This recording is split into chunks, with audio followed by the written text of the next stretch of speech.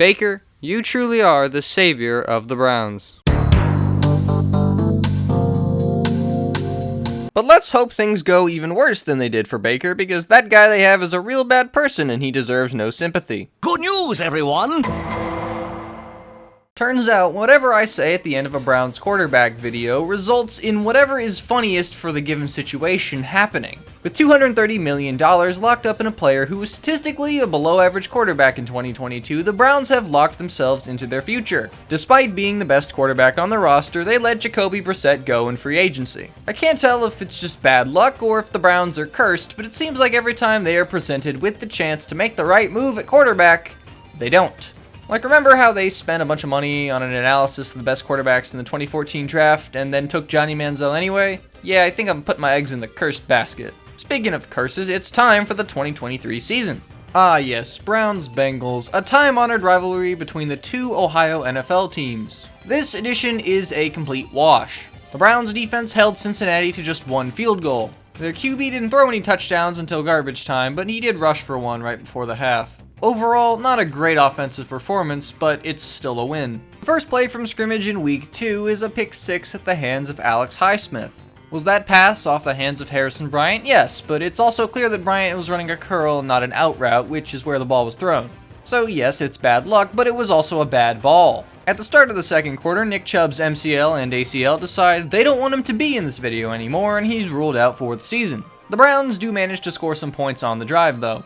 Later on, the backup running backs managed a 69-yard run to get the ball to the goal line, and then a 1-yard run to give Cleveland the lead. Both teams' offenses do nothing worth highlighting until the Steelers strip, scoop, and score the go-ahead TD with 7 minutes left. The Browns' offense does nothing, and then a sack brings up 4th and 10 with a minute left. The pass is offline, and the game is over. We've finally done it! The Browns' $230 million investment has finally paid off with a good quarterbacking performance. Just look at those numbers. Wow, what a great stat line. Cleveland, you've done it. You've finally found the savior. Okay, so what had happened was the injury bug decided it wanted me to make a part 3. A shoulder injury, next man up, let's go boys, come on. The Browns actually had a 3-way tie for the backup QB job during the preseason, but the rookie Dorian Thompson-Robinson beat out Kellen Mond and Josh Dobbs for that spot. Thanks to the dreaded, unspecific 2-week minor nagging injury, he's going to get a chance to make a name for himself here in week 4. Instead, DTR threw 3 picks. The first one should have been a pick and ended up in the hands of a Raven. The second one was, it was bad. I'm not exactly sure who his intended target here is, but I'm gonna say he missed the mark. The closest receiver is a solid 14 yards away. The third one was just him trying to stat pad a touchdown with no time left. But if you're still trying to throw the ball and score points in this situation, you deserve to have a blemish on your stat sheet. Now, to be entirely fair, it is hard to make a name for yourself when your name is 24 characters long. But the good news is, week 6 is a new dawn. A new opportunity, a chance for the whole world to learn the name Dorian Thompson-Robinson. I hate this team. DTR was so bad that the Browns decided they needed to make a change at QB. So they went back and watched part 2 of this series, skipped ahead to about the 23-minute mark, and then... I bet you didn't expect to see PJ Walker in this video. Joke's on you, past me. I bet you didn't expect PJ Walker to be in this video. Okay, so what's the scoop on PJ? Well, he was a solid starter at Temple back in the frickin' Obama administration. He languished as a complete unknown on the Colts scout team as a kick returner. And after a few years of nobody believing in him, he was assigned to the XFL's Houston Roughnecks in the inaugural XFL draft, which is where he really established himself. He was the undisputed best quarterback in the XFL, being named to the All-XFL midseason team. Could he lead the Roughnecks to a championship? How did this league fold faster than the AAF? Walker led the XFL in both passing yards and touchdowns. The Panthers signed him, and that pretty much catches you up to what you already learned in the last video, assuming you watched the last video. So now, given the reins of the Browns' starting quarterback job, Walker performed pretty bad. A pair of ugly interceptions that, to his credit, he managed to bring down himself. Somehow, despite this poor play, the Browns managed to scrap and claw their way to a win against the previously undefeated 49ers thanks to a last-second missed field goal. So at least PJ has that notch in his belt. Hooray, he's back, and less than a full quarter later, he's out after he hit his head on the turf. He did manage to throw an interception for good measure in that time. And I'm not talking about the one that got reviewed and overturned. I'm talking about the other one. Anyways, PJ, get back in here! Alright, PJ, time for some revenge. Well, if he did want revenge, he didn't show it, averaging less than 6 air yards per completion. He was content to dump off to his running backs, and you know what, that's fine, just keep it safe. He did miss a pitch on a 4th down try late in the 3rd, though. He tries to make up for it by going deep, but it just ends up as an arm punt. Thankfully, the always sound strategy of driving to the very edge of field goal range, stalling out, and then letting Dustin Hopkins bomb a near 60-yarder always works out. The Colts got a TD on the second play of their ensuing drive, and the Browns got stalled on 3rd down. On their next drive, Walker leads them down to the red zone. With under 40 seconds to go, Walker gets pressured and hit. The ball comes out, and that's game. Except, nope! Flag on the play. With a new lease on the drive, Walker throws a ball about 5 yards over the head of Donovan Peoples-Jones, but the refs call another flag. Somehow, this is pass interference. After Walker throws 3 incompletions, the Browns punch it in and somehow come away with the win. Early on in Week 8, Walker fumbles the ball, which leads to a Seahawks touchdown. He responded by benefiting tremendously from yards after the catch on the next drive, and throwing his first touchdown pass of the year, again helped by his receiver's legs. Early in the second, he throws a pretty bad pick, but Seattle doesn't take advantage. Walker then makes some good throws on the way to another touchdown drive. A screen pass is taken 41 yards across midfield to further make Walker's numbers look better. Just outside of 2 minutes, PJ's pass is batted up way in the air and picked off. That one wasn't his fault, but it does directly lead to the Seahawks scoring the go-ahead touchdown in the final 40 seconds. This is the 3rd and final game with the passer rating over 100 that the Browns shelled out $230 million for. And when we're in week 8 of the 2nd season of that massive contract, that is not a good sign. For a little bit of reference, in his final season with Cleveland, the one in which he played hurt and was so poor the Browns felt inclined to move on from him, Baker Mayfield posted 4 such games. This is actually the first time the Browns have shut out their opponent since Week 15 in 2007, near the end of Derek Anderson's one and only Pro Bowl season. And while that accomplishment seems significant, it's really not that impressive when you consider who was starting at quarterback for the Cardinals. I could tell you his name, but instead I'm just going to flash his name and 3 other made-up names on screen and have you guess which one is real. On the second play from scrimmage against the Ravens, Kyle Hamilton deflects and intercepts a ball before taking it in for 6. The second time that's happened this season. Later on, the Browns get a 4th quarter deflected pick 6, which gives them an opportunity to tie it with the extra point, but they miss it left. However, Hopkins redeems himself with the game winner as time expires. We're back to DTR. Turns out we have a new shoulder boy. According to a Forbes article, nobody knows how it happened or when it happened. I'm not exactly sure how an NFL franchise just doesn't know when a season-ending injury to their most highly priced player happened, but if any team were to pull off something like this, it would be the Browns.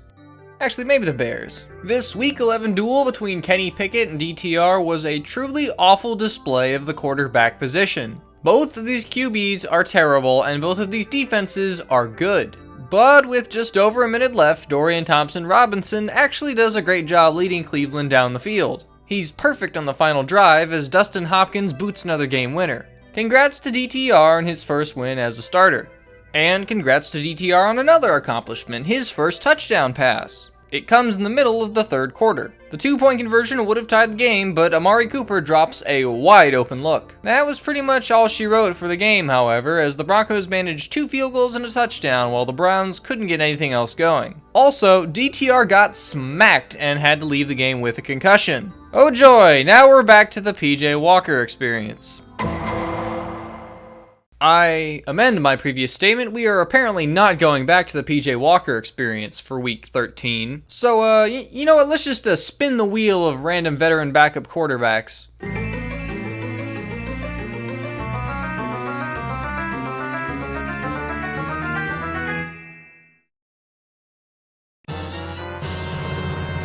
Yep, he'll do. Joe Flacco, once a Super Bowl MVP winning quarterback with the division rival Ravens, has re-emerged as a journeyman late in his career. After Baltimore decided to draft some guy named Lamar Jackson, Flacco moved on to the Broncos as the starter, and then the Jets as a backup, and then the Eagles for like half a year, and then back to the Jets, where he led that insane comeback in the final seconds against Cleveland in Week 2 of the 2022 campaign. He wound up out of a job in 2023 until after the second Browns-Steelers game when Cleveland signed him to back up PJ and DTR. But since both of those guys were terrible, the Browns gave the reins to Flacco in Week 13 against the Rams. What could possibly go wrong? One thing you should know about Joe Flacco: he is not afraid to air it out. He will throw that deep ball. The man loves to sling it. But at the same time, he also likes to lead methodical drives. In this game, we got a little of both from Flacco. He threw 2 touchdowns as well as an arm punt INT. That pick led to a Rams touchdown, and after a failed 4th down conversion, the Rams put the game away. To add insult to injury, the Rams also get a safety. Aside from this questionable interception, Flacco had a tremendous day in his first home start. 311 yards, 3 touchdowns, and the win against the Jaguars. It's the first time a Browns quarterback has thrown 45 or more passes while keeping their passer rating above 90 since... Oh wow, you're kidding. It was Johnny Football. This franchise is so stupid. Flacco threw a first quarter interception that wasn't returned for a pick 6, but it did lead to 6. After throwing a TD, he throws a pass right into the arms of Cedric Tillman and right out of his arms for an interception that winds up going back all the way. Man, Flacco really almost had 2 pick 6s in one game. What are the odds of that? A muffed punt gives the Browns a prime opportunity to score, but Flacco underthrows his man and it results in his 3rd pick of the day. A deep strike to Marquise Goodwin sets the Browns up in the red zone, but they only get 3 out of the drive. After the team's trade punts, Flacco delivers an absolute dime to Amari Cooper, who takes it the rest of the way for the game-tying touchdown. Thankfully, the Bears are still in the Justin Fields era, so after a 3-and-out, the Browns get the ball back at their own 21 with just under 2 minutes remaining. Flacco gets a big gain on the first play thanks to David Njoku. Cleveland is already in Bears territory. A penalty and some no-gain plays set up 3rd and 15. Flacco is pressured immediately and off his back foot tosses up a lame duck. This should be the easiest interception of all time, but instead, Njoku gets open and snags it, running his way into field goal range. A couple runs later, and Dustin Hopkins kicks his 4th game winner of the season. The cardiac kids are back, baby. It's 2023, not 1980, but the Browns' impossible streak of clutch wins has re-emerged at the perfect time. Former Brown Case Keenum duels Joe Flacco down in Houston, and to save some time, this one isn't even close. Cleveland blows out the Texans 36-22 in a game that wasn't even that close. There were plenty of deep balls from Flacco as he put up his best quarterback rating of the season so far. Even DTR got in on the fun by running in a 2-point conversion. Joe did throw a couple of picks at the end of the first half, but neither one of them was really that egregious. Joe Flacco became only the 2nd Browns quarterback to throw for 300 yards in 3 straight games. I will give you $100 if you can correctly guess who the other one was. He was also the first to throw for at least 350 in back-to-back games. It looks like the Browns are going to finish this season on a 4-game win streak. So far, every single game that Joe Flacco has started has resulted in multiple touchdown passes and at least 1 interception. Look, sometimes you just gotta throw it up. After improving their record to 11-5, the Browns clinched their 3rd playoff berth since rebirth in 1999. However, with a Ravens win, they lost out on the chance for the AFC North title. The last time the Browns won the AFC North was never, because the last time they won their division was the 1980s, back when it was still called the AFC Central. Here are a couple of teams that have won the Browns division more recently than they have. The Houston Oilers, twice, Jacksonville Jaguars, twice, and of course the Tennessee Titans, but just once though.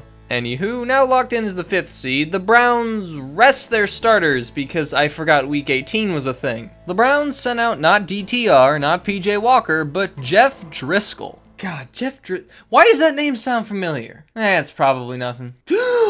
Wait!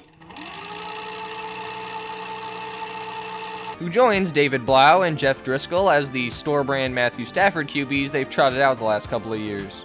My God. Am I in some kind of strange purgatory? Did I do something to deserve this cursed ability? Anyways, Driscoll tossed a pick on his very first pass of the... Yeah, I'm skipping this game. It means nothing. With his cameo appearance, however, the Browns became only the 2nd team in modern NFL history to start 5 different quarterbacks in a season. The other team was the 1987 New England Patriots, who had to do so because of the NFL's player strike. Because the Ravens won the division, the Browns would have to go on the road to face whoever their opponent would be. And as it turns out, it would be a familiar foe. Back when the Texans dealt away their former franchise quarterback, they knew it meant they would have to commit to a rebuild. After stomaching a 1-12-1 start to the year, they split their next 2 games to pull ahead for the top spot in the NFL draft. Entering a game at Indy, all they needed to do was lose to the Colts and the number 1 pick would be theirs. They got up to a 10-point lead in the third before seemingly recognizing that they needed to lose to keep their spot. They gave up the lead and let Indy climb up to a 7-point lead in the fourth quarter. All the Texans had to do was not convert on 4th and 12, but they did, and it brought them into the red zone. Then after a huge sack on Davis Mills, the Texans were staring at 4th and 20. Mills escapes pressure, stops, and then he heaves it up. The fates of at least 3 separate NFL franchises are hanging in the balance. The ball is caught, touchdown Texans. The Bears got the first pick and the Texans got the second pick. Chicago traded away the pick to Carolina, who used it on the clear-cut consensus number 1 overall pick, Bryce Young. The general feeling among everyone in the NFL was that the Texans had completely ruined their rebuild. Everybody, and I mean everybody, had Bryce Young going number 1. The Texans were fools for throwing away their shot at a franchise quarterback. And then they drafted this man. Welcome to the CJ Stroud era. It turns out, when you put an elite young quarterback into a good situation with a competent front office, you win. The Browns have been trying and failing to do this for almost 30 years. But hey, sometimes you don't need all of those things, just ask the Eagles. If you get lucky, you can fluke your way to a Super Bowl. And that's basically what the Browns are trying to do right now. Trailing 3-0, Flacco hurls a deep ball to set the Browns up in Texans territory, which results in 6 a few plays later.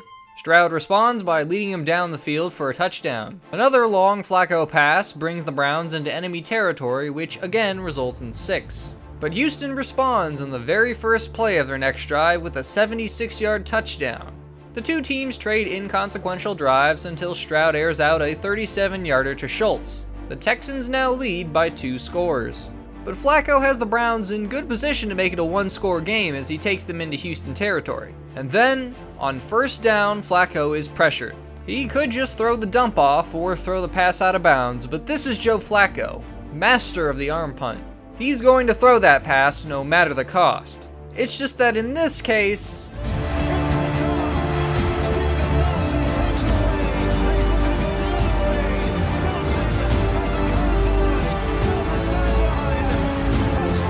that cost happens to be 6 points. The Browns had to regroup and refocus. As long as they can...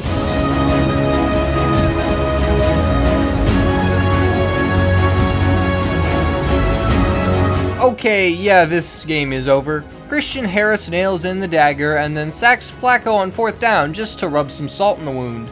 In 1 season, the Texans managed a rebuild that matched even the best season the Browns have put together this millennium, all directly at the expense of Cleveland.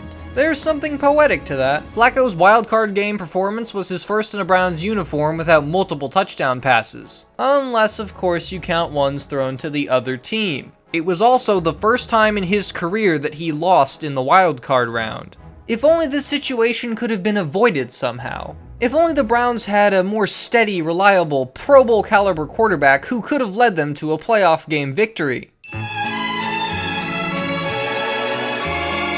I gotta be honest, I really do hate this team. After Baker's stint in Carolina and Los Angeles, he moved on to the Tampa Bay Buccaneers. He was brought in to compete for the starting job after Thomas Edward Patrick Brady Jr. called it a career. Against such fierce quarterback competition as Kyle Trask and John Walford, Baker won the starting job for Week 1. He tossed for 2 TDs and 173 yards in an upset win against the Vikings. The Bucs and Baker never looked back, riding that momentum to a 3-1 start. However, they lost 6 of their next 7 out of the bye week, but Baker rallied the troops, posting a 100 passer rating and an 11-3 TD-INT ratio down the stretch to lead the Bucs to winning 5 of their last 6 to stunningly win the division in Week 18. For his remarkable season, Baker was selected to the Pro Bowl alongside 10 other quarterbacks. God, this game used to mean something. In the playoffs, Mayfield threw for 337 yards and 3 touchdowns in a blowout win over the heavily favored defending NFC champion Eagles. He again threw for 3 TDs as well as 349 yards, but the Lions got 3 points off his first interception, which, to be fair, was tipped. But the second one, which effectively ended the game, was just a bad read and a forced ball. Either way, the divisional round loss was far past what anyone expected from Tampa Bay at the beginning of the season. And I'd like to highlight how this divisional round bracket features 3 quarterbacks the Browns passed on in the AFC as well as Stroud. And over in the NFC, it features another 2 quarterbacks the Browns could have drafted, as well as Baker and Jared Goff, who, I mean, heck, they could have traded for Goff, you don't know. Would any of these quarterbacks have developed in Cleveland? Probably not. Baker also finished 3rd in Comeback Player of the Year voting behind Damar Hamlin and Joe Flacco, who won the award. Really, Joe Flacco won Comeback Player of the Year award over the player whose heart literally stopped on an NFL field. Was his 4 mediocre start season on the Jets really worse than a man actually dying? Is that how bad the Jets are? Anyways, speaking of Flacco, the Browns looked at the 5 quarterbacks they used in 2023 and then proceeded to tell the best one to hit the road jack. PJ Walker was also shown the door. Welcome to the 2024 season. Things are about to get a whole lot worse. Oh, right, this guy. In the fun and wild ride that was the last 5 weeks of the Browns' 2023 season, I completely forgot that we had to look forward to this on the horizon. Well, I guess we're back to preying on downfalls. In Tom Brady's broadcasting debut, apparently he made his debut in the UFL Championship game, whatever that is. Cleveland plays a pretty boring game with a pretty bad performance from their starter. Actually, like a really bad performance. Somehow not even his worst as a Brown so far. He went 0 for 10 on passes that were at least 15 yards down the field. Since air yards started to be tracked in 2006, this is the first time a quarterback has thrown this many passes and not completed a single one. That is a sample size of over 1,700 games. Making this game even worse, the Browns lost to Dak Prescott, who they could have drafted. And this one isn't even a reach, like they drafted Cody Kessler in the round right before Prescott came off the board. Prescott, of course, was fresh off signing a massive contract, with the highest AAV of any contract in the game. A contract that guarantees him only $129 million, which pales in comparison with how much money the Browns have sunk into their statistically terrible quarterback. Now in Jacksonville, an ugly quarterback duel between Trevor Lawrence and no passing touchdowns or interceptions with 6 sacks combined between the two teams. This is a rough game, man. The Browns still somehow hang on in the second half to win against the pure butt trash Jaguars. Speaking of putrid butt trash, the New York Giants. Apparently not their pass rush though, as they managed to get through for 8 sacks on the day. Thanks to a fumble on the opening kickoff, the Browns managed to score on their first play of the game, but after that it gets pretty rough. I mean, do you know how bad you have to be as a quarterback to get out-dueled by Daniel Jones? Some late game incompletions allow New York to put the game away, and it's at this point that I'm starting to realize it's gonna be one of those years. After a good first drive in Las Vegas, the Browns offense completely stalls out and only manages 1 more field goal the entire rest of the game. Heck, the defense managed to score as many touchdowns as the offense did.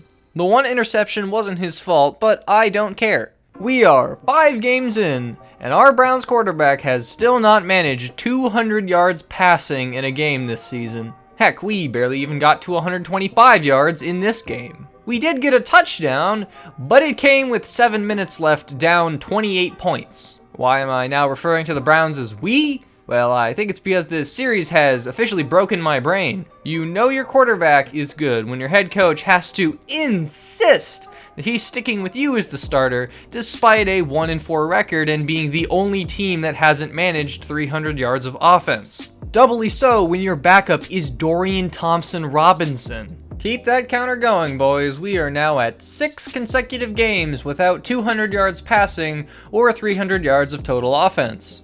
But hey, on the bright side, he's only thrown 1 interception since week 1. Actually, I think that makes that stat even worse. Good news, everyone! Cleveland finally managed 300 yards in a game. The bad news, however, his Achilles exploded! Wait, did I say bad news? I meant excellent news. Oh, you're cheering for injuries? No, I'm cheering for karma. Alright, with that pest season done, we can focus on DTR, who is somehow even worse. Well, this sucks. He was so bad that he got pulled from the game. That's right, after losing their starter to a gruesome season-ending injury, the Browns' backup was so bad that they just pulled him. I can't, man, this is just... Jameis Winston also has a problematic section on Wikipedia, but he's funny in interviews, so people don't really care. Alright, backstory time, yay! In 2013, he won the Heisman Trophy while leading Florida State to a national championship. A year later, he went number 1 overall in the draft to the Buccaneers. He made an air quotes Pro Bowl in his rookie year and then settled into being a very mediocre quarterback. His 2019 season was actually pretty good. He led the NFL in passing yards with the 5,000-yard season.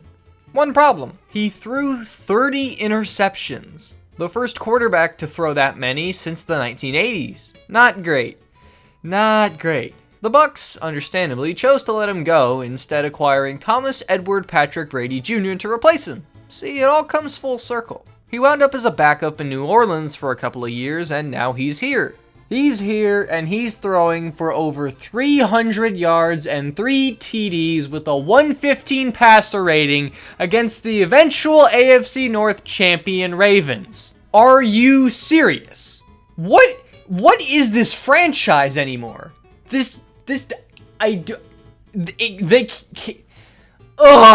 How? Just... Not even why, just how? How does this happen? How is it possible for a team to throw out veteran journeymen as a replacement for this guy and have them play better for 3 seasons in a row? Moving on. Snapping back to reality, against the Chargers, Winston throws a trio of interceptions, with a couple more being dropped. I miss this. He did throw a touchdown, though, with under a minute to go, trailing by 24. The Browns' offensive line has given up multiple sacks in every single game this season, and 5 or more sacks 5 times. That's 25 sacks squared.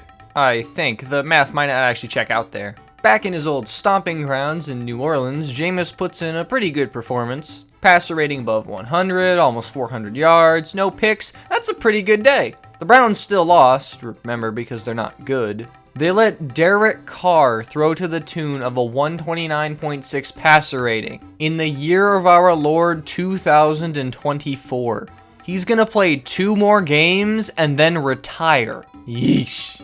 A sluggish first half against Pittsburgh leads us into a second half that, whoa, it got snowy in here real quick. Winston doesn't throw for a touchdown in this game, but he does run, jump, and flip his way into the end zone on 4th down. The game remains sloppy due to the weather, but Pittsburgh does regain the lead. After a Winston interception, the Steelers manage nothing and punt. The Browns convert on 4th and short to keep the drive alive before driving all the way down and pounding it in to take the lead with a minute to go. Cleveland bats down the Hail Mary and win their 2nd game in 3 weeks with Winston at the helm. What a game! The aura levels here are off the charts. Quick bit of trivia. Do you know which Browns quarterback has thrown for the most passing yards in a single game? Is it Baker? No. How about Kelly Holcomb? Remember him? No, it's not him. Well, how about one of those old guys from way back when? No, still not any of them? Huh. Well, the correct answer to this piece of trivia is actually Josh McCown, who tossed for 457 yards on a sunny day back in 2015, facing Joe Flacco, no less. Well, sorry, this was the record for most passing yards in a game by a Brown until Jameis Winston broke it in Week 13 of the 2024 season. This team is an enigma that makes no sense. If you stare at list of Cleveland Browns starting quarterbacks on Wikipedia, does it stare back? Anyways, the Browns somehow lost this game. Yeah, despite throwing for 4 touchdowns and almost 500 yards, Jameis Winston still ended up with a sub-90 passer rating. That's because he tossed 3 picks, including 2 costly pick sixes. Where I'm from, we call that a shob. Leave it to Cleveland to have a record-breaking quarterback performance all in vain. Well, Actually, I ran the numbers on every single franchise's record for passing yards in a game, and I learned that teams have a 19-14 record when their quarterback makes a little bit of team history. So it is by no means a guarantee or even a likely win if your starter goes out there and sets a club record. Please note, I am counting both of the Packers' 480-yard games as separate. Also, we must quickly pause to laugh at the fact that the Bears haven't managed to throw for more than 468 yards in a game since Harry S. Truman was president. What's even sadder is that there are 5 franchises with a lower mark than that. Jameis Winston threw an interception on a dump-off pass, in case you wanted to know just how bad things have gotten. An overthrown interception wraps this game up, and the Browns have officially been eliminated for the playoffs with the loss. Which is about, 7 weeks after most of the fan base checked out entirely. In what was one of the worst starts in recent Browns history, Winston tossed 3 interceptions, no touchdowns, and managed just 146 passing yards. To make things even worse, he got benched for DTR. In relief of famous Jameis, DTR went 4 of 9 with a pick. The next week, the Browns decided to stay with the cold hand and keep DTR as the starter. No, you ain't! Dorian Thompson-Robinson was an improvement over Winston. I mean, not by much, but, when the bar is in the gutter, anything is better than that. At this point, I do feel sorry for him. I mean, it's not his fault he keeps getting shoved out there to lose games. Start games. In the final start of his season, and perhaps his career, DTR goes out there and... yeah, I mean, that seems about right. Forget Daniel Jones, when you get out-dueled by Tyler Huntley, things have gone from bad to worse to even worse. This is still somehow one of the better starts of his career. Actually, speaking of, time to run some numbers. Do you know who has the lowest career passer rating of all quarterbacks with at least 230 career attempts to make their debut in the post-merger era? It's Kim McQuilkin. And then a pair of guys also from the early 70s, and then Dorian Thompson-Robinson. I genuinely feel bad for him. This level of suffering is something that no player should ever have to deal with. Okay, one exception, but the vast majority of players should not have to deal with this. I want him to get better. I want him to be the guy that leads the Browns to success. It's just that when 4 of your 5 career starts fail to yield a passer rating over 55, I'm sorry, it's just probably not going to happen, man. But we still have 1 more week to go, and lucky for us, DTR would get benched again in favor of... Bailey Zappi. I have got to learn to stop referring to quarterbacks by name in these videos. Seriously, it's like the Browns front office is actively watching this series and taking notes on every single quarterback that I just so happen to mention even once. Anyways, back to Zappi. As mentioned in the last episode, he started his career with one of the best 2-game runs any quarterback has ever started their career with, but naturally he fell back down to earth in 2023 before being cut ahead of the 2024 season. The Patriots replaced him with Jacoby Brissett. It's all full circle, baby. I tried making sense of it, and it just doesn't work. I look like a crazy person. I'm not crazy. You're crazy. The Chiefs signed him to their practice squad, but he didn't get elevated to a roster until the Browns signed him following the ACL tear. He wasn't activated for any of the games until here in Week 18, where he's been named the starter. This game was all his. It's kind of nuts that the Browns season has gone so poorly that my first thought upon seeing his passer rating was, at least it's over 50. A Browns starter hasn't posted a passer rating above 52 since Week 14. That's 5 full games to close out your season in which literally nobody on this team can pass the ball at a decent level. Just end the year, man. I can't take this anymore. Oh yeah, Baker's still tearing it up, by the way. Before the season, the Bucs gave him a 3-year extension worth up to $100 million. And in Week 1, Baker showed the Bucs he was worth it with one of the best performances of his career against the Commanders. In Week 2, they got revenge on the Lions for last year's playoff defeat with a win in Detroit. After splitting the next 4, the Bucs went on a 4-game losing streak, although 3 of them were by 1 score and 1 of them came in overtime. Naturally, the football gods evened things out with a 4-game winning streak that put Tampa at 8-6 on the year and in pole position to win the NFC South, which they did after finishing out the year taking 2 of 3. Baker would be rewarded for the best season of his career with another Pro Bowl and exactly 2 MVP votes. Once again, with a home playoff game, Baker put up another excellent performance. He led a game-tying drive in the fourth quarter, only to watch Jaden Daniels drive the Commanders down the field and win the game on a doinked field goal. Despite the loss, Baker did exit with one stat. He is the NFL's all-time leader in playoff passer rating, just slightly edging Patrick Mahomes. And now we come to the end of part 3. I do not want to make a part 4, but lucky for me, a re-rupture to the Achilles means that this guy probably won't be taking any snaps in 2025. So what are the Browns' 2025 options at quarterback? Well, they traded DTR for Kenny Pickett. Are you kidding? Whatever. It's a miracle they got anything of value from DTR. Jameis went to the Giants, and Zappy went back to KC's practice squad. The Browns then re-signed Joe Flacco to try and spark some of that 2023 magic again. Who knows what that's gonna bring. And then came the NFL draft. Thanks to their god-awful season, Cleveland possessed the second pick, which they traded to Jacksonville for the 5th pick and some future picks down the line. The Jaguars drafted Travis Hunter, perhaps the most exciting NFL draft prospect in history. With the number 1 QB prospect already off the board in Cam Ward, Cleveland drafted not a QB. A lot of people thought they were going to draft Shedeur Sanders, but they didn't. He was probably not going to be available by the time the Browns' next came up, but he was, and they didn't pick him. Then with the 2nd round pick they got from Jacksonville, Sanders was still on the board, and again they didn't take him.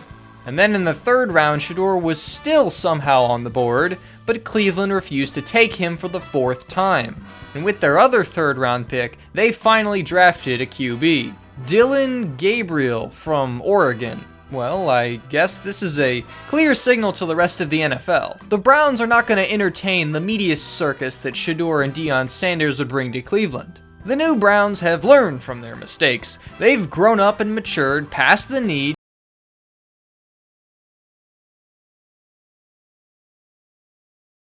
I'm tired. I don't want to do this again. Shedeur, or Dillon, or I don't know, even Joe Flacco. Just please keep the drama and chaos and all the extracurricular tomfoolery to a minimum. No? Okay, I guess we're doing this again. Yeah, you and me both, pal. I do not want to come back to this stupid series in 2027. But if I do, I can guarantee you one thing. The Browns' quarterback situation, as it always has been, will be a mess. Well, I'll be honest, I don't really understand, but I fell down this hill and I got glue on my hands and I got rackets on my fingers. Rackets on my fingers, I got rackets on my fingers and I just can't stop. Don't stop. I can't stop, I got a platypus controlling me. Oh boy, I just got a notification that the Browns signed another quarterback. Gee, I wonder who it could... Son of a